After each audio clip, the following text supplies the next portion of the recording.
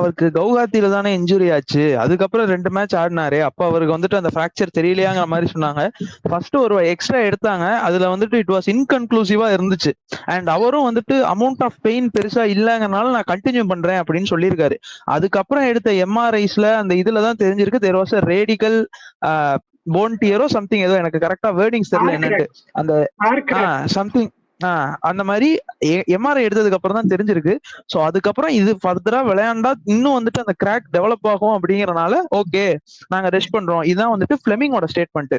So இதை பார்த்துட்டும் ஒரு Fleming வந்துட்டு ஒரு பிரஸ் கான்ஃபரன்ஸ் சொன்னதுக்கு அப்புறமும் நீங்க வந்துட்டு அவங்க தேவையில்லாம பண்ணாங்க, பொய் சொல்லியிருக்காங்க அப்படின்னா அந்த பிரான்ச்சைஸ்க்கு அது தேவையே இல்லை. அந்த பிரான்ச்சைஸ் வந்துட்டு ப்ரூவ் பண்றதுக்குன்னு ஒண்ணுமே கிடையாது.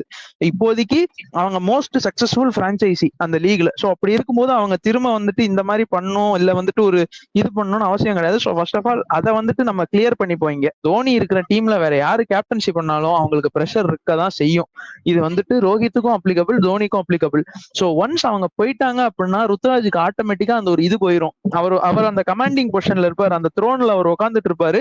அண்ட் அவருக்கு எல்லாம் ஈஸியா இருக்கும். ஒருத்தர் ஃபீல்ட் செட் பண்ண மாத்துறதோ, ஒரு பிளேயரை வந்துட்டு இதை நீ பண்ணு அதை நீ பண்ணுன்னு சொல்றதோ. ஸோ ஹோப்ஃபுல்லி அது அடுத்த வருஷம் நடக்கும்னு நம்புறேன். அண்ட் அண்ட் என்ன சொல்றது, அதான் அந்த கிளாரிபிகேஷன் நான் கொடுத்துட்டேன், அவ்வளவுதான். ருத்ராஜுக்கு வந்துட்டு இட்ஸ் இன்ஜுரி, அதை வந்துட்டு அதுல ஃபேக் பண்ணி சிஎஸ்கேக்கும் பெனிஃபிட் இல்ல, ருத்ராஜுக்கும் பெனிஃபிட் இல்ல.